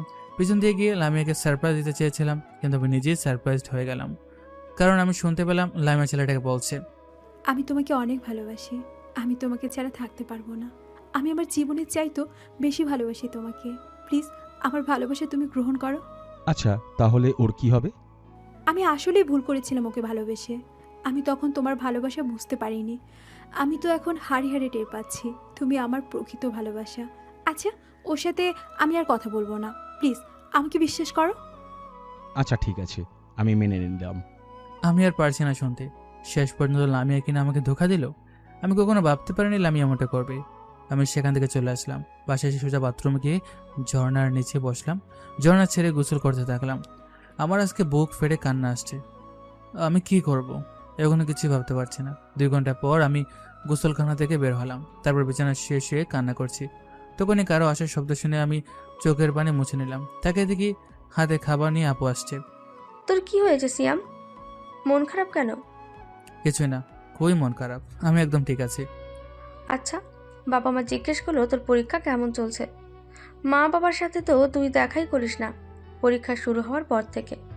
ভালোই হয়েছে, তবে কালকের প্র্যাকটিক্যাল এগুলো জমা দিলেই পরীক্ষা শেষ। আর একটা কথা। পরে শুনবো, আগে খেয়ে নে। খাবো না আপু, আমার এখন ভালো লাগছে না। আচ্ছা বুঝতে পারছি তোর মন খারাপ। আচ্ছা হা কর, আমি খাইয়ে দিচ্ছি। তারপর জোর করে আমাকে খাইয়ে দিতে লাগলো। আমি আপুকে বললাম, আপু কালকে তো আমার পরীক্ষা শেষ, আমি আমার এক বন্ধুর বাসায় যাব কিছুদিনের জন্য। তুমি একটু প্লিজ মাকে ম্যানেজ করো না, প্লিজ প্লিজ প্লিজ। আচ্ছা ঠিক আছে, আমি বলবো বাবা মাকে, তুই লামিয়াকে বলে তারপর যাস। আচ্ছা ঠিক আছে। একটা চাপা কষ্ট বুকের ভিতর। তারপর আমাকে খাইয়ে দিয়ে আপু চলে গেছে। আমি সারা রাত ঘুমাতে পারলাম না। সকাল সকাল ঘুম থেকে উঠে ফ্রেশ হয়ে চলে গেলাম প্র্যাকটিক্যালগুলো জমা দিতে। প্র্যাকটিক্যালগুলো জমা দিয়ে তাড়াতাড়ি বাসায় চলে আসলাম। এসে ব্যাগ গুছিয়ে নিলাম। জানি না কতদিন পর ফিরবো, তাই সবার সাথে কথা বলার জন্য নিচে গেলাম একদম ব্যাগ নিয়ে। নিচে আসা মাত্র আব্বু জিজ্ঞেস করলো, সিয়াম কোথায় যাও ব্যাগ নিয়ে? আব্বু কিছু বলে না তোমাদের? আমি বন্ধুদের বাসায় যাচ্ছি। ও আচ্ছা যাও, তবে আজে বাজে লোকের সাথে চলবে না। আর এইটা রাখো। ধন্যবাদ আব্বু। আচ্ছা সাবধানে যাবি। আচ্ছা ঠিক আছে। আম্মু খাবার দাও তো। এখনই আনছি, একটু অপেক্ষা কর। একটু পর আম্মু খাবার নিয়ে আসলে আমি বলি, আম্মু একটু খাইয়ে দাও আমাকে, তোমার হাতে খেতে ইচ্ছা করছে আজকে। তারপর আম্মু খাবার খাইয়ে দিচ্ছিল। আমি খাচ্ছিলাম আর আমার চোখ দিয়ে পানি পড়ছিল। আমি বাম হাত দিয়ে মুছে নিলাম। এই মা বাবার ভালোবাসা রেখে আমি কীভাবে থাকবো? খাওয়া শেষ করে আমি রুমে গেলাম। একটু ভাবলাম, একবার লামিয়াকে কল দিলাম, কিন্তু রিসিভ হলো না। আমি তখন একটা চিরকুট দেখলাম। আচ্ছা, ভালো থাকে লামিয়া, আমি চলে যাচ্ছি অনেক দূর তোমার জীবন থেকে। এটা আমি লামিয়ার দেওয়া গড়ির নিচে রাখলাম। তখনই আপু আসলো। সিয়াম, সত্যি করে বল তো তোর কি হয়েছে? সত্যি করে বলবি? কিছু না আপু, চলো নিচে, আমি এখন রওনা দেবো। কথা ঘোরানোর জন্য বললাম। আমি জানি কিছু তো হয়েছে, তোর চোখ ফুলে গেছে কান্না করতে করতে। বল না। কিছুই হয় নাই, সারা রাত প্র্যাকটিক্যাল করছি তাই মিথ্যা বললাম। তারপর নিচে গিয়ে সবার কাছ থেকে বিদায় নিয়ে চলে আসলাম বাস স্টেশনে। এখান থেকে চলে আসলাম একদম সিলেট হবিগঞ্জ, কারণ এখানে আমার বেস্ট ফ্রেন্ড সামির বাসা। 6 ঘন্টা জার্নির পর এসে পৌঁছালাম। আমাকে দেখে সামি, আঙ্কেল, আন্টি সবাই খুশি হয়। আঙ্কেল আন্টি আমাকে অনেক দিন থেকে আসতে বলেছে, কিন্তু আমি আসতে পারিনি। কিন্তু এখন এভাবে আসতে হলো। সামি আমাকে একটা রুম দেখিয়ে দিল। আমি রেস্ট নিচ্ছিলাম। এদিকে আপু লামিয়াকে কল দিল, কিন্তু কল রিসিভ হচ্ছে না। একটু পর লামিয়া কল দিল। কি রে লামিয়া, কল ধরছিস না কেন? আর সিয়ামের কি হয়েছে? ও এভাবে কষ্ট পাচ্ছে কেন? তোর সাথে কিছু হয়েছে? একটু ব্যস্ত ছিলাম তাই কল ধরতে পারিনি। তুই আমার সাথে, আবার আমার কি হবে? ওর সাথে কথাই হয় না 1 মাস হলো প্রায়। ওর পরীক্ষা যেন খারাপ না হয়, তাই আমি ওকে ডিস্টার্ব করি না। পরীক্ষার পরে সব কিছু ঠিক করে নেব। আর তাছাড়া আমি একটা গুরুত্বপূর্ণ মিশনে ছিলাম, তাই কথা বলতে পারি নাই। আচ্ছা, আমি আসছি তোদের বাসায়। এসে কি হবে? কেন? সিয়াম হয়তো অভিমান করেছে আমার উপর, ওটা ভাঙাতে হবে। আমি আসছি। সুমা আপু ভাবছে সিয়াম বলল লামিয়ার কাছ থেকে অনুমতি নিয়ে যাবে, কিন্তু লামিয়ার সাথে সিয়ামের কথাই হয় নাই। তাহলে সিয়াম কোথায় যেতে পারে? এসব কিছু ভাবতে ভাবতে গড়ির নিচে একটা চিরকুট দেখতে পায় আপু। চিরকুটটা হাতে নিয়ে দেখে এটাতে লেখা আছে, ভালো থেকো লামিয়া, আমি চলে যাচ্ছি অনেক দূরে তোমার জীবন থেকে। এই চিরকুটটা পড়ে আপু খুব রেগে গেল লামিয়ার উপরে। লামিয়া বলল কিছুই জানে না, অথচ সিয়াম লামিয়ার জন্যই চলে গেল। কিন্তু সিয়াম গেলটা কোথায়? এসব ভাবতে ভাবতে দরজার কলিং বেল বাজে। আপু গিয়ে দরজা খুলে দিল, দেখলো লামিয়া। লামিয়া ভিতরে চলে আসলো, এসে সোজা আমার রুমে চলে আসলো। আমাকে না পেয়ে আপুর কাছে এসে বলল, আয় সুমা, সিয়াম কই রে? দেখছি না যে। থাক, আর অভিনয় করতে হবে না। কি বলছিস? আমি তো বুঝতে পারছি না আমি কখন অভিনয় করলাম। আর সিয়াম কই? একদম বাজে কথা বলবি না। তুই অভিনয় করছিস না তো কি করছিস? এই দেখ, এটা কি? লামিয়ার দিকে চিরকুটটা ছুঁড়ে মারে। লামিয়ার চিরকুটটা নিয়ে লেখাগুলো পড়ে বোঝা যায় আমি কেন এগুলো লিখেছি। চিরকুটটা পড়ার সাথে সাথে হাওমাও করে কান্না শুরু করলো। এখন কান্না কেন করছিস? যা, চলে যা এখান থেকে। প্লিজ সিয়ামের কাছে একটু যেতে দে, ও আমাকে ভুল বুঝেছে। কই সিয়াম? সিয়াম নেই, আজকে বন্ধুর বাসায় গেছে। আগে বল কি হয়েছে, কেন ভুল বুঝেছে? বন্ধুর বাসায় গিয়েছে মানে? এখন সব কিছু বলার সময় নেই, আগে চলো ওর বন্ধুদের কাছে যাই। আচ্ছা যাই, কিন্তু কি হয়েছে আগে বল তুই আমায়। আয়, যেতে যেতে বলি। চল, আর শুরু কর। এরপর লামিয়া আর আপু আমাদের আড্ডাখানার দিকে আসছিল, আর লামিয়া বলছিল ওই দিনের কথা। লামিয়া বলল, আসলে ওই দিন ডিউটি থেকে আসার সময় সজীবের সাথে দেখা হয়। ও আমাকে বলেছিল ও নাকি একটা ভুল করে ফেলেছে। ও একটা মেয়েকে পছন্দ করতো, ওকে প্রপোজ করেছে, কিন্তু ওই মেয়েটা ওকে বলেছে মেয়ের নাকি সময় লাগবে ভাবার জন্য। এরই মধ্যে ও আরেকটা মেয়েকে প্রপোজ করে। তখন ওই মেয়েটা দেখে ফেলে। প্রথম মেয়েটা সজীবের উপর রাগ করে, এই ব্যাপারে আমার কাছে হেল্প চায়। আমরা দুজন পার্কে বসে আলাপ করছিলাম কি করা যায়। আলাপ করা শেষে পেছনের দিকে তাকিয়ে দেখি সিয়ামের মতো খেয়ে যেন যাচ্ছে। আমি ওটা গুরুত্ব দেইনি, ওইটা সিয়াম হবে। এখন মনে হচ্ছে ওইটা সিয়ামই ছিল। ওই কথাগুলো শুনে আমাকে ভুল বুঝেছে। হতেও পারে, তাড়াতাড়ি চল। কি করতাম বল? আমাদের ছোটবেলার বন্ধু সজীব। আচ্ছা বাদ দে, এখন সিয়ামকে খুঁজে আগে ভুল ভাঙাতে হবে। চলো, তুই আমাকে ভুল ভাবিস না প্লিজ। এদিকে আমি সিলেটে আসার আগে বন্ধুদেরকে বলে আসছিলাম আমার কথা কেউ যদি জিজ্ঞেস করে যেন না বলে। বন্ধুদের কাছে সবটা খুলে বলছিলাম। আমি উঠে বাইরে এলাম, দেখি স্বামী ছাড়ে বসে আছে। আমাকে দেখে বলছে, বন্ধু কতদিন আসতে বললি, তুই আসলি না? আজকে বল কিভাবে আসা হলো? না মানে এমনি আসা হলো। তোদেরকে দেখতে মন চাইলো। আঙ্কেল আন্টি কই? এখানে আছে, ফ্রেশ হয়ে আয়, আগে কিছু খেয়ে নেই। তারপর দুজনে ফ্রেশ হয়ে গিয়ে কিছু খেলাম নাস্তা। তখন স্বামী বলল, চল তো, আজকে আমার বোন আসবে ঢাকা থেকে, চল ওকে আনতে যাব। তোকে দেখে মনে হচ্ছে তোর মন খুব খারাপ, আমার সাথে গেলে বেড়ানো হয়ে যাবে। আচ্ছা চল যাই। তারপর স্বামী আর আমি রেডি হয়ে বের হলাম। একটা টং দোকানে এসে দুজনে দুটা চা নিয়ে নিরিবিলি একটা বেঞ্চের উপরে এসে বসলাম। আমি বললাম, এখন বল ভাই, তোর কি হয়েছে? তোর চেহারা দেখে মনে হচ্ছে তুই অনেক বড় কিছু হয়েছে, আমার কাছে বলতে পারিস। আচ্ছা শুন তাহলে, শুরু থেকে শেষ পর্যন্ত বললাম। বলা শেষ করে খেয়াল করলাম আমার চোখ ভেজা। ভালো করে পরিষ্কার করে নিলাম। স্বামী বলল, ভাই তুই আমাদের বাসায় যতদিন পারিস ততদিন থাক, মন খারাপ করে থাকিস না। ওই মেয়ে একটা কাছের টুকরো পেয়ে হীরার টুকরো ফেলে দিল, বুঝলো না তুই কি জিনিস। ভাই বাদ দে, আমার খুব কষ্ট হয়। এখন চল তোর বোনকে নিয়ে আসি। আচ্ছা তোর বোনের নাম কি যেন? হ্যাঁ চল, ওর নাম মাহিয়া। শেষ করে চলে আসলাম বাস স্ট্যান্ডে। মাহিয়ার জন্য দাঁড়িয়ে আছে অনেকক্ষণ। এদিকে আপু আর লামিয়া চলে আসলো আমাদের আড্ডায়।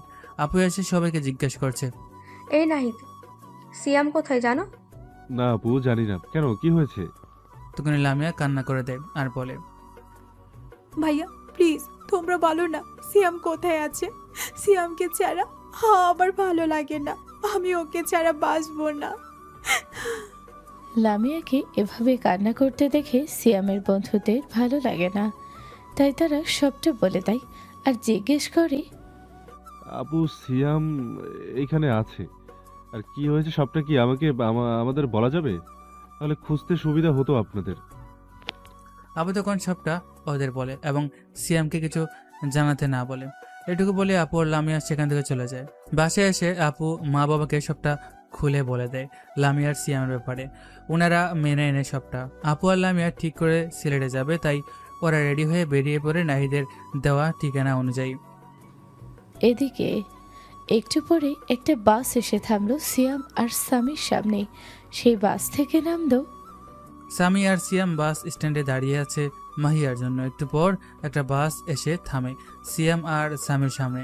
বাস থেকে একটি মেয়ে নামলো। সে মেয়েটা সোজা সিয়ামদের কাছে আসে আর এসে বলে, ভাইয়া কেমন আছিস? অনেকদিন পর দেখা।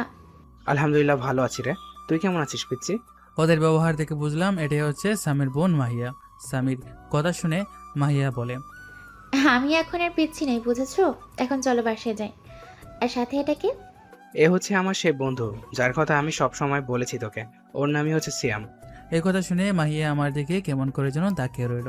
আমি বললাম, ভাই তুই কি এমন বলেছিস যে তোর বোন এভাবে তাকিয়ে আছে? আমার কথা শুনে মাহিয়া বাস্তবে ফিরল। তখন স্বামী বলে, যা সত্য তাই বলেছে। সেদিন তুই না থাকলে যে কি হতো, রক্ত না পেলে আমার বাবা মা মারাই যেত। আরে ভাই এসব বাদ দে, কেউ বিপদে পড়লে সাহায্য করা একজন মানুষের কর্তব্য, তাছাড়া আর কিছুই না। আচ্ছা চল বাসায় যাই। আমরা তিনজন চলে আসলাম বাসায়। বাসায় আসার পর আমি চুপচাপ রুমে গিয়ে শুয়ে পড়লাম। আমার মন খুব খারাপ, শরীরটাও খারাপ লাগছে। এদিকে আপু আর লামিয়া চলে আসছে সিলেটে। এখানে এসে তারা একটা হোটেলে উঠেছে। সেদিন রাত থেকে তারা বের হয়নি। পরদিন সকালবেলা তারা আমাকে খুঁজতে বের হয়। খুঁজতে খুঁজতে দুপুর হয়ে যায়, তারপরও কোনো খোঁজ পায় না। আপু আর লামিয়া একটা রেস্টুরেন্টে ঢুকে টেবিলে বসে খাবার অর্ডার করলো। একটু পর ওয়েটার খাবার দিয়ে যায়। খাওয়া দাওয়া শেষ করে বসেছিল, তখনই সেখানে সজীব আসে আর বলে, আরে লামিয়া, সুমা, তোরা কবে এসছিস রে এখানে? আরে লামিয়া, তোর দেওয়া প্ল্যানটা তো কাজ করে গেছে।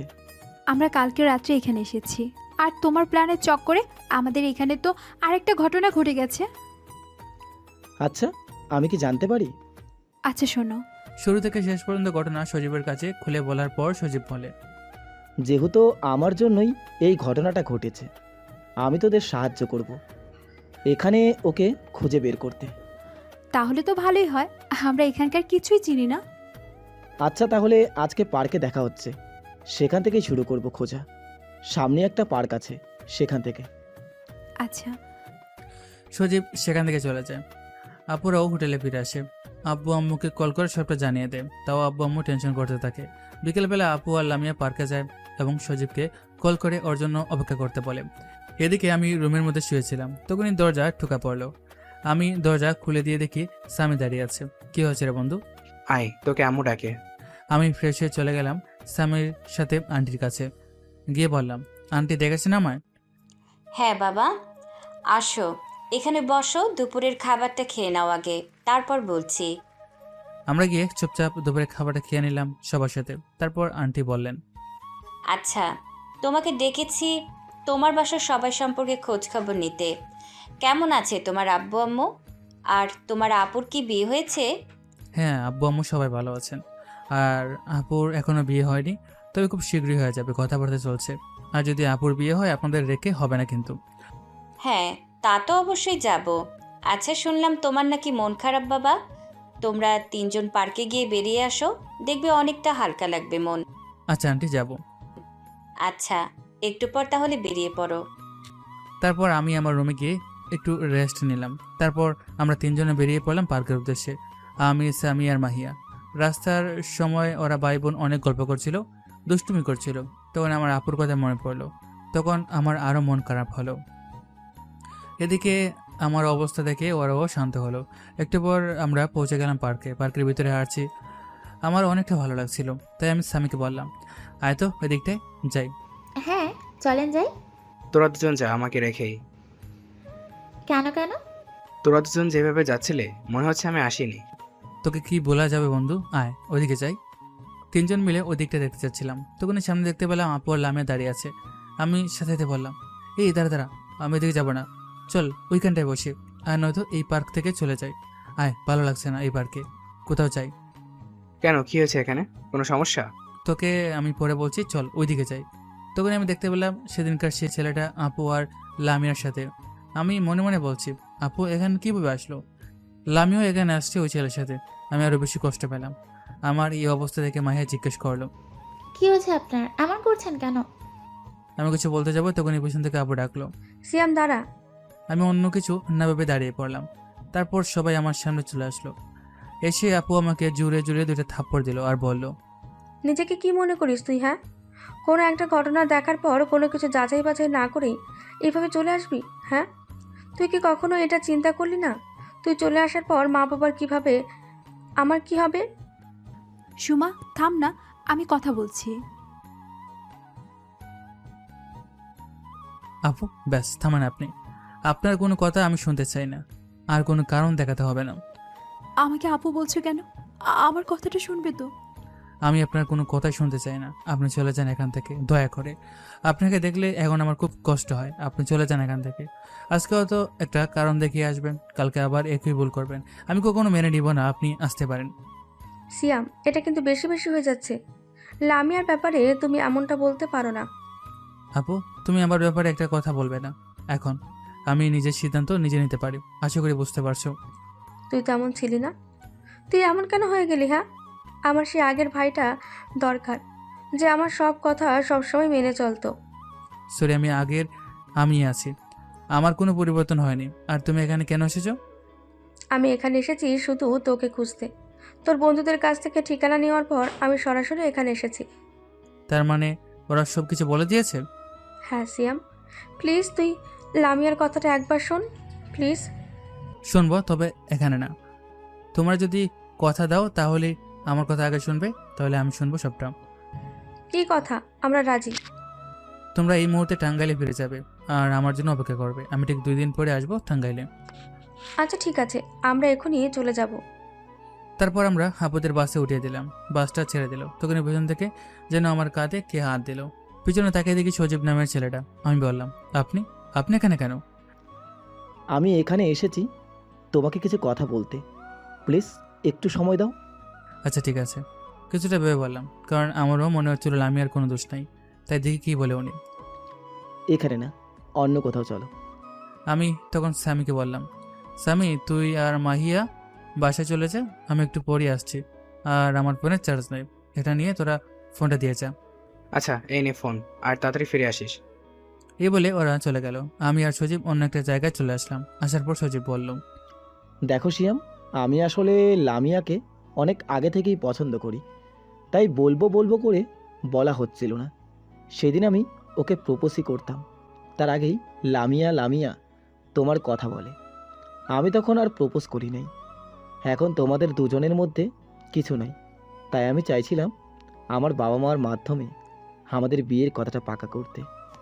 এটা শুনে তো আমি একদম রেগে আগুন হয়ে গেলাম। আমি সাথে সাথে বললাম, কি বলছিস কি তুই? তোর এত বড় সাহস আমার প্রিয় মানুষটাকে নিয়ে এমন কথা বলার?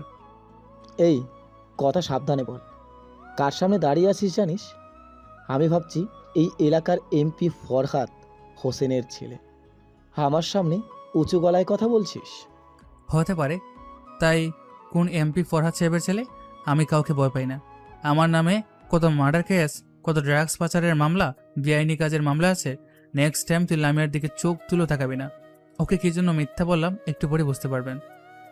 তাহলে তোর আমার প্রতি কোনো ধারণাই নেই, আর থাকার কথাও না। তাহলে শোন, বিগত 3 বছরে 17টা মার্ডার, 20টার উপরে ধর্ষণ আর বেআইনি অস্ত্র ব্যবসার মামলাও হয়ে আছে। কিন্তু প্রমাণের অভাবে আমার পুলিশ চুলটাও ছিঁড়তে পারছে না। দুঃখিত। পারে নাই, তবে এখন পারবে। আমি বলবো সব পুলিশকে। তুই এখান থেকে বেঁচে বের হতে পারলেই তো বলতে পারবি। ধর, এখান থেকে মুক্তি নেই। এটা বলি আমার মাথায় পেছন থেকে কে যেন সুজুরে বাড়ি দিল। আমি সাথে অজ্ঞান হয়ে পড়লাম। এদিকে আপু আলামে টাঙ্গাইলে পৌঁছানোর পর বাবা মাকে সবটা খুলে বলল। সবটা শুনে বাবা মা বলল, সুমা, এখনই সিয়ামকে কল দে, আমি কথা বলবো। আচ্ছা মা, দিচ্ছি। এরপর আবু কল দিল, কিন্তু রিসিভ হলো না। এভাবে কয়েকবার কল দেওয়ার পরও রিসিভ না হওয়ায় সুমা আপু খুব বিরক্ত হয়ে বলে, মা কল ধরছে না, কেমনটা লাগে? আচ্ছা বাদ দি, কয়দিন ঘুরে ফিরে আসো, সব ঠিক হয়ে যাবে। আর মা লামিয়া, তুমি চিন্তা করো না, আমি থাকতে ও এমন কোনো কাজ করবে না। আচ্ছা আম্মু। তখনই পাশে থেকে আপু বলে ওঠে, আম্মু না, বল আন্টি, কারণ এখনো বিয়ে হয়নি। এটা শুনে সবাই হেসে দেয়, আর লামিও লজ্জা পেয়ে সেখান থেকে চলে যায়। এদিকে এভাবে সময় যেতে যেতে রাত 11টার সময়ও যখন সিয়াম না ফিরে, তখন স্বামী এবং তার পরিবারের চিন্তা হতে থাকে। স্বামীর মা বলছে, আচ্ছা মা, আমি এক্ষুনি কল দিচ্ছি আর খুঁজতে যাচ্ছি। স্বামী সিয়ামকে কল দিতে গিয়ে দেখে সিয়ামের ফোনে অনেকগুলো মিসড কল উঠে রয়েছে। তাই ফোনটা না ধরেই সিয়ামকে খুঁজতে বের হয়। সারা রাত ধরে সব জায়গায় খুঁজে কিন্তু পায় না। স্বামীর বাবা মা অনেক চিন্তায় পড়ে যায়। সকালবেলা সিয়ামের ফোনে একটা কল আসে। স্বামী ভাবল এখন হয়তো সিয়াম কল দিয়েছে। রিসিভ করে বলে, হ্যালো, কে বলছেন? আমি সুমা, সিয়ামের বড় বোন। আসসালামু আলাইকুম আপু। সিএম কি টাঙ্গাইলে ব্যাগ চলে গেছে? ওয়ালাইকুম আসসালাম।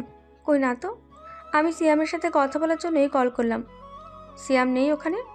না আপু, কালকে বিকেলে আপনাদের বাসে তুলে দেওয়ার পর আপনাদের সাথে তো একটা ভাইয়া ছিল সজীব নামের, সে আমাদের এমপি ফরহাদ হোসেনের ছেলে। সে এসে সিয়ামকে বলে তার সাথে কিছু কথা আছে। সিয়াম রাজি হয় তার সাথে কথা বলতে। এরপর একজন চলে যায় সেখান থেকে। তারপর থেকে সিয়ামকে পাওয়া যাচ্ছে না। বলো কি, সজীব এমপির ছেলে? আপু, খোঁজ নিতে জানতে পারলাম সে খুব খারাপ লোক, সিয়ামের কোনো ক্ষতি করতে পারে। আমরা অনেক খোঁজাখুঁজি করেছি। আপনারা চলে আসেন আপু প্লিজ। আমরা এক্ষুনি চলে আসবো, সাথে পুলিশ নেই। তোমরা খোঁজ চালিয়ে যাও। এই বলে আপু ফোনটা কেটে দিল। লাউড স্পিকারে থাকা লামিয়াও সবটা শুনতে পেল। লামিয়া তাড়াতাড়ি রেডি হয়ে আপুকে নিয়ে বের হয়ে গেল। আপুদের আবার সিলেট আসতে সকাল থেকে বিকাল হয়ে গেছে। লামিয়া সিলেটে সরাসরি পুলিশ স্টেশনে চলে যায়, আর আপু চলে যায় স্বামীদের বাসায়। লামিয়া পুলিশের কাছে সবটা খুলে বলল। যেহেতু লামিয়া নিজেও একজন পুলিশ ছিল, তাই পুলিশের সাথে সাথে খুঁজতে বেরিয়ে পড়ল। এদিকে আমার জ্ঞান ফেরার পর আমি নিজেকে একটা চেয়ারের সাথে বাধা অবস্থায় পেয়েছি। আমি সামনে তাকিয়ে দেখি সজীব একটা পিস্তল হাতে নিয়ে দাঁড়িয়ে আছে। আমার চোখ খুলতে দেখে বলল, এই সালা হারামির বাচ্চা, তোর সাথে আমার কোনো শত্রুতা নেই, তাই আগেই বলেছিলাম লামিয়ার জীবন থেকে সরে যা, কিন্তু তুই তা মানলি না। এখন মৃত্যুর জন্য প্রস্তুত হ। যাই হয়ে যাক, আমি লামিয়াকে ভালোবাসি, ওকে ছাড়তে পারবো না। আর একই সাথে তোরই পাপের রাজ্যের সমাপ্তিও হবে আমার হাতে। তখনই একটা লোক এসে সজীবের কানে কানে কি যেন বলে। তখনই সজীব বলে, যাক, একটা কারণে হলেও তোর মৃত্যু কিছুটা সময় পেছালো। আমার পাপের রাজ্য তোর হাতে কেন, আমার হাতে তুই ধ্বংস হবি। আমি আসছি কিছুক্ষণ পর। সজীব চলে গেল। আমি খেয়াল করলাম আমার হাতে যে রশি দিয়ে বাঁধা হয়েছে তা নাইলেনের রশি, যা অনেক পিচ্ছিল। আমি জুড়ে জুড়ে নাড়াতে থাকলাম। এক পর্যায়ে বাঁধন ঢিলা হয়ে আসলো। আস্তে আস্তে হাত বাঁধনের ভেতর থেকে বের করে নিয়ে আসলাম। এরপর পায়ের রশি খুললাম। এখন আমি সব বাঁধন থেকে সম্পূর্ণ মুক্ত। আশেপাশে আমার মোবাইলটা খুঁজতে থাকলাম। ভাগ্য ভালো থাকায় টেবিলের উপর পেয়ে গেলাম। আমি আগে আমার লোকেশন সহ একটা মেসেজ একটা গোপন জায়গায় সেন্ড করলাম। এখন স্বামীকে ফোন করতে যাব, তখনই আবার আমার মাথায় কে জন্য বাড়ি মারে। আমি পড়ে যাই, ওটার শক্তিও নাই। আবার ছাড়ের সাথে বেঁধে ফেলে আমাকে সজীবের লোকজন। এদিকে লামিয়া জানতে পারে সিয়ামের কাছে স্বামীর ফোন ছিল, তাই স্বামীর ফোন নাম্বার ট্র্যাকিং করার জন্য বলে পুলিশকে। এদিকে আপু সিএমকে খোঁজাখুঁজির পর স্বামীদের বাসায় চলে আসে। আপুর অবস্থা খুব একটা ভালো না, সিএমের জন্য টেনশন করে অবস্থা খারাপ। মা বাবাকে কিছুই জানায়নি আপু, কারণ বাবা মা দুজনেই হার্টের রোগী তাই। আবার এদিকে ঘণ্টাখানেক পর সজীব চলে আসে সেখানে। সজীবের লোকজন সজীবকে জানায় আমি পালাতে চেষ্টা করছিলাম। সজীব তখন রাগে এমন একটা কাজ করবে আমার আবার আটকে ফেলা হয় চেয়ারের সাথে। 1 ঘন্টা পর সজীব ছেলেটা আসে, লোকগুলো সবকিছু বলে দেয়। তখন সজীব প্রচণ্ড রেগে যায়, আমার সামনে এসে উড়াদোড়া ঘুষি মারতে থাকে। একটু পর বলে, লামিয়াকে বিয়ে করার পর তোর পা কেটে তোকে ছিঁড়ে দিতে চাইছিলাম, কিন্তু এখন আর সম্ভব না। এ বলে পিস্তলটা হাতে নিয়ে আমার দিকে তাক করলো। ঠিক আছে চাপতে যাবে তখনই লামিয়া ডাক দিল, সজীব, এটা কি করছিস? তুই এটা করতে পারিস না। আমি চোখটা খুলে তাকিয়ে দেখি লামিয়া আর পুলিশ এসেছে। সজীব পিস্তলটা নামিয়ে নিয়ে বলে, দেখো লামিয়া, আমি তোমাকে ভালোবাসি, আর আমি চাই না আমাদের মাঝে ওই জানোয়ারটা আসুক, তাই ওকে দুনিয়া থেকে সরিয়ে দিতে হবে। তুই যেটা বলছিস সেটা সম্ভব না। আমি শুধুমাত্র সিয়ামকে ভালোবাসি, আর তুই এতটা নিস আগে জানতাম না। তোর নামে কত শত মামলা আছে, আমার ভাবতে ঘৃণা হয় তুই আমার বন্ধু ছিলি। এখন তো আর আমরা বন্ধু নেই, তোমাকে বিয়ে করব, তোমাকে রাজরানী করে রাখবো। তোর কি একটুও ভয় হয় না? তোর আশেপাশে তাকিয়ে দেখ, আমি একা না, পুলিশ আছে সাথে। এসব কথাবার্তা বলতে তোর একটু ভয় করে না? এই কথা সহ সজীব পাগলের মতো হাসতে থাকে। লামিয়া বলে, এই পাগল হলি নাকি? হাসছিস কেন এভাবে? না জান, পাগল হতে যাব কেন? পাশে তাকিয়ে দেখো, ঠিক বুঝে যাবে। লামিয়া চারপাশে তাকিয়ে দেখে পুলিশের মাথায় বন্দুক থেকে রেখেছে সজীবের লোক। কি লামিয়া, আমি তো ভালোই ভালোই তোমাকে বিয়ে করতে চাইছিলাম, কিন্তু এখন আর তার দরকার নেই। এখন আমি শুধু তোর দেহটা চাই, তুই হবি আমার ভোগ্য সামগ্রী। আমরা তো শিয়ামের মাথার খুলি আমি উড়িয়ে দেব এই পিস্তলটা দিয়ে। না লামিয়া না, আমার যা হয় হোক, তুমি এই শয়তানের কথা মানবে না। তুমি চলে যাও এখান থেকে প্লিজ। না সিয়াম, আমি তোমাকে ছাড়া যাব না এখান থেকে। লামিয়া, তোমাকে 2 মিনিটের মধ্যে তুমি ঠিক করো কি করবে। সিয়ামকে মেরে ফেলবো নাকি ছেড়ে দেব? যদি তুমি আমার প্রস্তাবে রাজি থাকো তাহলে শিয়াম মুক্তি পাবে, আর যদি না রাজি থাকো তাহলে শিয়াম টাটা। হাতে সময় মাত্র 2 মিনিট, ভাবো তাড়াতাড়ি। আমার জীবন যায় যাক, তবু তোমার ইজ্জত আমি ছিনে নিতে দেবো না। প্লিজ লামিয়া, তুমি যদি সত্যি আমাকে ভালোবেসে থাকো তাহলে এই প্রস্তাবে রাজি হবে না। সিয়াম, আমাকে বাঁচাতে হলে আমার এটা ছাড়া আর কোনো উপায় নেই। প্লিজ লামিয়া, আমার কসম। হ্যাঁ, তোমাদের 2 মিনিট শেষ। এখন বলো লামিয়া, কি করবে? সজীব আমার মাথার দিকে বন্দুক তাক করে বলো, আমি 1 থেকে 3 পর্যন্ত গুনবো, এরপরেই খেল খতম। কিছু বলতে গিয়েও পারবো। সিয়াম, তুমি এমন কসম আমাকে কেন দিলে? আমার বিয়ে হয়তো সজীবের সাথে হয়ে যেত, তুমি বেঁচে যেতে, তাতেই আমার হতো। 3, 2, 1। একটু পর একটা গুলি চললো। লামিয়া চিৎকার দিয়ে অজ্ঞান হয়ে মাটিতে পড়ে গেল। আমিও চোখ বন্ধ করলাম। একটু পরে যখন দেখলাম আমার কিছুই হয় নাই, আস্তে আস্তে চোখ খুললাম। দেখি চারদিকে কালো পোশাক পরিহিত স্পেশাল ফোর্স হাতে বন্দুক নিয়ে সবাইকে ঘিরে ধরেছে। আর একজন বলল, সবাই অস্ত্র নিচে রাখুন, নয়তো আমরা কঠোর ব্যবস্থা নিতে বাধ্য হব। এত লোক দেখে সজীবের লোকজন অস্ত্র নিচে রেখে দিল। সজীবের হাতে গুলি লাগা রক্তপাত হচ্ছে। ওখান থেকে একজন আমার হাত পায়ের বাঁধন খুলে দিল। আমি বললাম, এটাকে নিয়ে যাও, আমার কাছে সব প্রমাণ আছে। সজীবকে দেখিও। জি স্যার। আমি দ্রুত লামিয়ার কাছে গেলাম। পাশে থেকে পানির বোতল থেকে পানি নিয়ে লামিয়ার চোখে মুখে ছিটা দিলাম। তখনই লামিয়ার জ্ঞান ফিরল। জ্ঞান ফেরার পর আমাকে সামনে থেকে সাথে সাথে উঠে বসলো আর আমাকে জড়িয়ে ধরলো। তখনই পুলিশ বলল, স্যার, আপনি কে? কি আপনার পরিচয়? আপনার এক কথায় একটা গ্যাংস্টারকে ধরাশায়ী করে অ্যারেস্ট করে নিল। লামিয়াও বুকে থেকে মাথা উঠিয়ে চারপাশ ভালোভাবে দেখলো, তারপর আমার থেকে সরে দাঁড়ালো আর বলল, আচ্ছা সত্যি করে বলো, তুমি কে? নাকি তুমিও ওর মতো গ্যাংস্টার? অফিসার, ওনাকেও অ্যারেস্ট করুন। ম্যাম, আপনি কি বলছেন ভেবে বলছেন? উনি কোনো মাফিয়া না। আমার জানা মতে কালো পোশাক পরে যারা আসছিল তারা বাংলাদেশের স্পেশাল ফোর্স। আর আর কিছু বলার আগে আমি থামিয়ে দিলাম। আমি সাধারণ একজন মানুষ। এটুকু বলতে দুজন স্পেশাল ফোর্স মেম্বার ফিরে এসে বলছে, ক্যাপ্টেন, আমাদের ফিরে যাওয়ার নির্দেশ দেন এবং প্রাপ্ত প্রমাণগুলো দেন। তোমরা আসার আর সময় পেলে না? এই নাও, এখানে সব আছে, মেমোরি কার্ড দিয়ে বললাম। তারপর তারা চলে গেল। এদিকে লামিয়া আর পুলিশরা বুঝতে অসুবিধা হলো না এখন আমি কে। তারপর আমি পুলিশকে বললাম, আপনারা জানেন স্পেশাল ফোর্সের কতটা গোপনভাবে কাজ করতে হয়। আশা করি আপনারা বিষয়টা বুঝতে পারবেন। জি স্যার, আমরা কোনো মতেই আপনাদের পরিচয় প্রকাশ করব না। আচ্ছা, আপনারা এই লোকগুলোকে নিয়ে যান, প্রমাণ সব উপর মহল থেকে পেয়ে যাবেন। তারপর পুলিশ সবগুলোকে ধরে নিয়ে যায়। এখন এখানে আমি আর লামিয়া ছাড়া কেউ নেই। হঠাৎ লামিয়া কোনো কিছু না বলেই হাঁটা শুরু করলো। আমি পেছন থেকে হাত ধরলাম। হাত ছাড়ো সিয়াম। না, ছাড়বো না, আমার ভুল হয়েছে, আমাকে ক্ষমা করে দাও। আরে তুমি ক্ষমা চাইছো কেন? আর আমি তোমাকে ভালোবাসি না, এতদিন টাইম পাস করেছি, ব্যাস, আর কিছু না। বুঝতে পারলাম অভিমান করে আছে, কারণ স্পষ্ট দেখতে পেলাম কথাগুলো বলার সময় চোখের পানি মুছছিল। আমি কি করতাম বলো? এমন অবস্থায় আমাকে তুমি দেখলে কি করতে? আচ্ছা ঠিক আছে, আমার সাথে কথা বলবে না তাই না? আমি এবার আর কোথাও যাব না, একদম আল্লাহর কাছে চলে যাব। হাত ছেড়ে দিলাম। কথাটা বলতে দেরি আমার দিকে ঘুরে আমার গালে ঠাস ঠাস করে দুটো চোর দিয়ে একটানে বুকের সাথে মিশিয়ে নিল। এরপর কান্না করতে করতে বলল, তোমার সাথে একটু অভিনয় করেও থাকা যাবে না দেখছি। তুমি এসব কথা বলে আমাকে বারে বারে কষ্ট দাও কেন? হ্যাঁ, আর এমনটা হবে না, আমি তোমাকে খুব ভালোবাসি, তাই তো তোমার পাশে কাউকে সহ্য করতে পারি না। তখন সাইড থেকে কে যেন বলল, বাহ, ভালোই তো সিনেমা চলছে।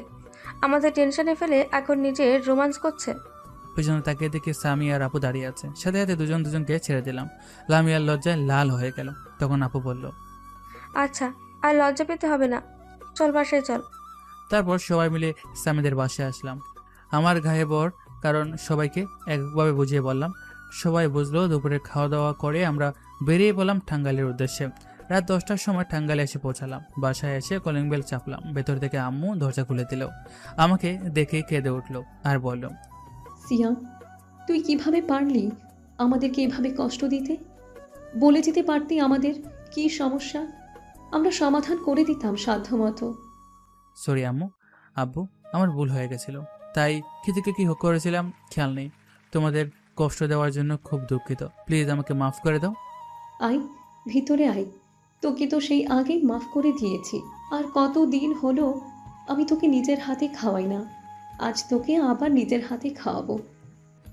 পাশ থেকে আপু বলল, আম্মু মনে হয় ভুলে গেছে, তার একটা মেয়ে আর একটা ছেলের বউ আছে। আরে না, ঘুরতে যাব কেন, তোরাও আয়, তোদেরকেও খাইয়ে দিচ্ছি। তারপর সবাই মিলে খাওয়া দাওয়া করছিলাম। এমন সময় আব্বু হাজির। এসে আমাদেরকে দেখার আগেই বলছে, শুনছো সুমার আম্মু, ছেলের বিয়ে পাকা করে আসলাম।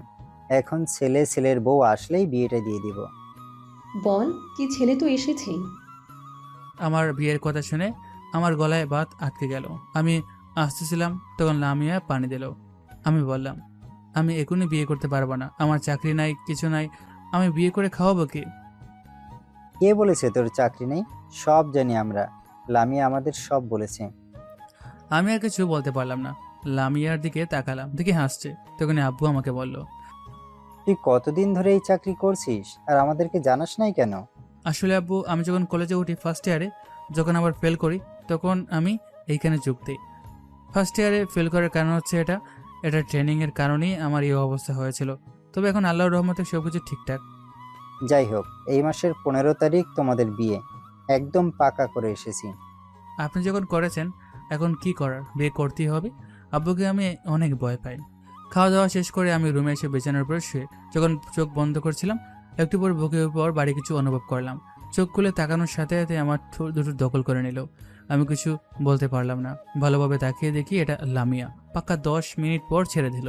আমি বললাম, এই তুমি সব কী করছো? আমার লজ্জা করে না? এখন তো দম বন্ধ হয়ে আসছিল। আমাদের এখনো বিয়ে হয়নি কিন্তু। ওরে আমার লজ্জাবতী জান, বিয়ে হয়নি তো কি হয়েছে, খুব শীঘ্রই হয়ে যাবে। এটা বলে আমার পাশে শুয়ে পড়ে লামিয়া। আমিও ঘুমিয়ে পড়লাম। আজকে 7 তারিখ, আর মাত্র কিছুদিন বাকি আমাদের বিয়ের। আমি কল করে সকল বন্ধুদের জানিয়ে দিলাম, আর ভিডিও কল করলাম সিলেটের স্বামীর কাছে। আঙ্কেল আন্টির সাথে কথা বললাম এবং আমাদের ব্যাপারে বললাম। আঙ্কেল আন্টিও রাজি হয়েছে আসতে। পরদিন সবাই মিলে কেনাকাটা করতে গেলাম। সবকিছু রেডি করতে করতে আমাদের গায়ে হলুদের দিন চলে আসলো। সবাই মিলে আনন্দ করছিল, আমরা তার ব্যতিক্রম নই। লামিয়া আর আমি আলাদা বাসায় থাকলেও আমরা ফোনে কথা বলছিলাম। ওই দিন লামিয়া বলে, তোমাকে দেখতে ইচ্ছে করছে। এখন এত রাতে যাইতে পারবো না, সকালেই না দেখলে আমাকে। আচ্ছা, তাহলে ভিডিও কল দে। ঠিক আছে বললাম। এর সাথে ভিডিও কলে কথা বলতে বলতে ঘুমিয়ে পড়ি। সকালবেলা সবাই সবকিছু রেডি করে সবাই চুরিকুটি করছে। আমাদের বিয়ে অনেক কাজ। সকাল সকালে স্বামী আর তার পরিবার চলে আসলো। সবাইকে একটা রুম দেখিয়ে দিয়ে বললাম, অনেক দূর থেকে আসছেন, আপনারা একটু রেস্ট নেন, আমি সবকিছু ব্যবস্থা করছি। বাবা ঠিক আছে। আম্মু আমাকে বললো সবার জন্য খাবার রেডি, সবাইকে ডাকতে। তারপর আমি সবাইকে ডাকলাম। আঙ্কেল আন্টি একটু ক্লান্ত, তাই তাদের খাবার আমি গড়ে ভোজে দিলাম। অবশ্য আমি চাইছিলাম আমাদের সাথেই খেলে খুশি হতাম, কিন্তু ওনারা বললো যে গড়ে দিয়ে যেতে। তারপর দুপুরবেলা আমরা চলে গেলাম আমি ওদের বাসায়। লামের কাজিনটা গেট ধরছে। কোনো প্রকার কৃপণতা না করে গেটের টাকা মিটিয়ে চলে আসলাম ভেতরে। সবকিছু ঠিকঠাক। একটু পর কাজী সাহেব আসলেন, এসে যথাযথ নিয়ম অনুযায়ী বিয়েটা পড়িয়ে গেলেন। আমরাও লামিয়াকে নিয়ে চলে আসলাম আমাদের বাসায়। সকল বন্ধুরা আমি আড্ডা দিচ্ছিলাম। একটু পর আপু এসে বলল, এই সিয়াম, এখন আড্ডা না দিয়ে ঘরে যা। ঠিক আছে আপু, যাচ্ছি। আমি আমার ঘরের দিকে রওনা দিলাম। ভয় করছিল, তাই বন্ধুরা আশ্বাস দিতে থাকলো কিছুই হবে না। আমারও তো ভয় করছে। আমার রুমের সামনে এসে দেখি মাহিয়া আপু আর কিছু মেয়ে দাঁড়িয়ে আছে। আমি কাছে যেতেই বলল, ভাইয়া, আপনার বাসর ঘরটা সাজিয়ে দিয়েছে, আমরা এখন আপনাদের টাকাটা দিন। ভাইয়ার কাছ থেকে কেউ টাকা নেয়? কেউ না নিক, আমি নিব। এখন 5,000 টাকা দেন তো দেখি। আচ্ছা, এখন আমার কাছে তো টাকা নেই, কালকে সকালে নিও। ভাইয়া, তা বললে তো হবে না, টাকা দিতে হবে, না হলে বাসর ঘরে ঢুকতে দিব না। যত দেরি হবে ভাবি তত রাগ করবে। কেয়ার করা 4,000 টাকা আছে, নিয়ে নাও। তারপর টাকাগুলো দিয়ে আমি ভিতরে প্রবেশ করলাম। ভিতরে গিয়ে লামিয়াকে বললাম অজু করে আসতে। লামিয়াও কোনো কিছু না বলে অজু করে আসলো। তারপর আমরা 2 রাকাত নফল নামাজ পড়ে আল্লাহর দরবারে দোয়া করলাম। লামিয়া খাটে গিয়ে বসলো। আমি রুমের বাইরে গিয়ে খাবার নিয়ে আসলাম। তারপর দুজনে মিলে খাবার খেলাম। তারপর লামিয়া গিয়ে আবারও বধূর সাজে বসে পড়লো খাটের মাঝখানে। আমি আস্তে আস্তে পাশে গিয়ে বসে ঘুমটা উঠালাম। তারপর পকেট থেকে মহরবের যত টাকা ছিল সব পরিশোধ করলাম আর বললাম, এই যে তোমার মোহর। ইসলামে আছে মোহরের টাকা পরিশোধ ব্যতীত নিজের স্ত্রীকে স্পর্শ করা যাবে না। নিলাম, কিন্তু আমার একটা প্রশ্ন ছিল, তুমি কিভাবে জানলে আমার অনেক ক্ষুধা পেয়েছিল? আরে বোকা, সারাদিন বিয়ের জামালায় ভালোভাবে কিছু খেতে পারছো, তাই তো নিয়ে আসলাম খাবার। আচ্ছা, এখন তো সব কিছু শেষ, তাহলে শুরু করা যাক। কি শুরু করব? আমার কিন্তু ভয় করছে। ভয় করবে কেন? আমি দেখাচ্ছি, দাঁড়াও। লামিয়া আমার ঠোঁট দখল করলো। আস্তে আস্তে আরো গভীরের দিকে যাচ্ছিলাম। তারপর রুমের লাইট অফ হয়ে গেল। বাকিটা ইতিহাস বইয়ের 210 নম্বর পৃষ্ঠায় পাবেন। এভাবে আমি পেয়ে গেলাম আপুর পুলিশ বান্ধবীকে।